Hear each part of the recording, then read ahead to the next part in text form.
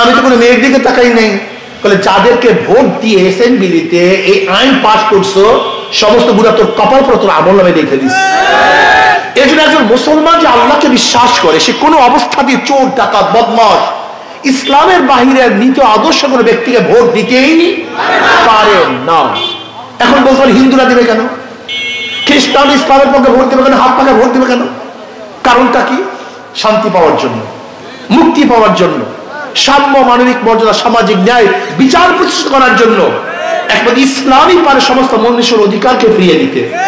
ইসলামের বাহির কোন নীতি ও আদর্শ কোন মানুষকে অধিকার দিতে পারে। যেরকম 5ই আগস্টের পরে মন্দিরগুলো কারা পাহারা দিয়েছে? ইসলামী আন্দোলন লোক, ওলামায়ে কেরাম, প্রত্যেক মন্দির তারা পাহারা দিয়েছে। ইসলাম লা ইকরাহা ফিদ্দীন, আমরা কাউকে জুলুম করি না, অত্যাচার করি না, অবিচার করি না। মনে রাখতে হবে একজন মুসলিম মেয়ের সাথে অবৈধ কাজ করলেও যে শাস্তি, একজন হিন্দু মেয়ের সাথে অবৈধ কাজ করলে একই শাস্তি। একটা মুসলমানের ঘরে চুরি করলে যে শাস্তি, একটা হিন্দু ঘরে চুরি করলে একই শাস্তি। একজন মুসলমানকে হত্যা করলে যে শাস্তি, একজন হিন্দুকে হত্যা করলে একই শাস্তি। সাম্য, মানবিক মর্যাদা, সামাজিক ন্যায় বিচার। সবচেয়ে আমার দুঃখ লাগে, কষ্ট লাগে গরিব দিকে দেখলে, সবচেয়ে কষ্ট লাগে গরিব দিকে দেখলে। ইসলামের গোটা অর্থনীতি গরিবদের জন্য, ইসলামের গোটা অর্থনীতি গরিবদের জন্য, অথচ কপাল পোড়া এই গরিব মানুষ ইসলামকে পছন্দ করে না। যারা ওদেরকে লুট করে, ধর্ষণ করে, হত্যা করে, জুলুম করে, চুরি করে, তাদেরকেই পছন্দ করে। কিন্তু যারা ওদের মালকে রক্ষা করে, ইজ্জতকে রক্ষা করে, ওদেরকে সাহায্য করে, সহযোগিতা করে, তাদেরকে পছন্দ করে না। আমার গরিব বন্ধুরা, তুমি জানো বর্তমান পুঁজিবাদী অর্থনীতি 100 বছর থাকলেও, 1000 বছর থাকলেও গরিব গরিব হবে, গরিবরা ধনী হবে না। আর ইসলামী অর্থনীতি অ্যাপ্লাই করলে আমি 5-10 বছরের মধ্যে সমস্ত গরিব দরিদ্র সীমার উপরে চলে যাবে। কারণটা কি? এর কারণটা কি? ধরে নেন আজকে একটা ব্যাংকে যাবেন, বলবেন ভাই ব্যাংকওয়ালা, ম্যানেজার আমাকে 5-10 লক্ষ টাকা লোন দেন। ব্যাংকওয়ালা কি বলবে? আপনার কাছে কি লোন আছে, মর্গেজ আছে? যদি মর্গেজ না থাকে তাহলে তাকে লোন দেয়া। তার মানে ব্যাংক ধনীকে ধনী বানায়, ধনীকে ধনী বানায়, গরিবের জন্য ব্যাংকের কোনো হেল্প নাই। আর ইসলামী অর্থনীতি সব গরিবদের জন্য, জাকাত কাদের জন্য? গরিবদের জন্য, ওসর গরিবদের জন্য, ফিতরা গরিবদের জন্য, মানব গরিবদের জন্য, দান গরিবদের জন্য, ইসলামের গোটা অর্থনীতি গরিবদের জন্য। আমি বিশ্বাস করি ইসলামী হুকুমত যদি আসে আগামী 5-10 বছরের মধ্যে প্রত্যেকটা গরিব দরিদ্র সীমার উপরে চলে যাবে। ইসলামী হুকুমত আসলে আমরা কি করব? যদি কেউ বিদেশে যেতে চান, সরকারি খরচে তাকে বিদেশে পাঠানো হবে। ইনশাআল্লাহ আপনি বিদেশে গিয়ে কামাই করে বর্ধিত টাকা দেওয়ার প্রয়োজন হবে না। যেই পরিমাণ টাকা দিয়ে বিদেশে গেছেন ওই পরিমাণ টাকা ফেরত দিয়ে দেবেন। কি কথা বলেন না কেন?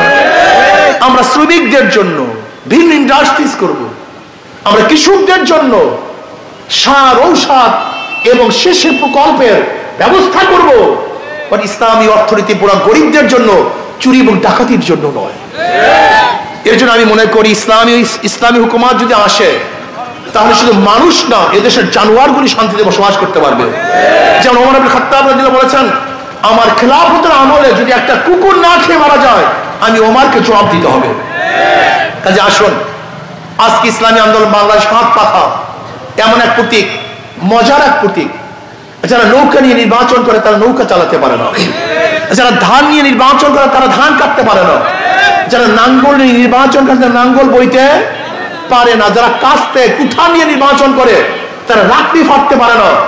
কিন্তু হাত পাখি এমন এক প্রতীক যেটা পুরুষরা ব্যবহার করতে পারে, মহিলারা ব্যবহার করতে পারে, মুসলমানরাও ব্যবহার করে, হিন্দুরাও ব্যবহার করে, ধনীরাও ব্যবহার করে, গরিবরাও ব্যবহার করে, শ্রমিকরাও ব্যবহার করে, কামাররাও ব্যবহার করে। এই প্রতীক শান্তির প্রতীক। হাত পাখা কারেন্ট ফেল করে, হাত পাখা ফেল করে না। কথা বলে না কেন? কার প্রতীক কার সাথে থাকে না, কিন্তু হাত পাখা শোয়ার সময় বুকের উপরে থাকে। কিন্তু হাত পাখা সবার প্রতীক, শান্তির প্রতীক। আজ পর্যন্ত হাত পাখা জন্ম হওয়ার পর থেকে কথা এবং কাজের মধ্যে অমিল হয় নাই, মিথ্যা কথা তারা বলে নাই, মিথ্যা আশ্বাস আজ পর্যন্ত দেয় নাই। বলেছি, সত্য বলেছি। মিলিয়ে দেখুন, ইসলামী আন্দোলন বাংলাদেশ প্রথম থেকে আজ পর্যন্ত যা বলেছে সত্য বলেছে, যা বলেছে তার উপরে আছে, আজ পর্যন্ত কিচ্ছু ঘটে নেই। কাজে আসুন, কুতুব দিয়ে আমার থেকে বলবো, বিভিন্ন দল দেখেছেন, সবুজ বাংলা দেখেছেন, সোনার বাংলা দেখেছেন, ডিজিটাল বাংলা দেখেছেন, স্মার্ট বাংলা দেখেছেন, সব বাংলা দেখা শেষ ইসলামের বাংলাদেশ। সব মার্কা দেখা শেষ হাত পাখার বাংলাদেশ। ইনশাআল্লাহ আমি আশা করি, যদি ইসলামী আন্দোলন বাংলাদেশ শক্তিশালী হয়, এই জনগণ শক্তিশালী হবে। যদি ইসলামী আন্দোলন বিজয় হয়, বাংলাদেশ বিজয় হবে।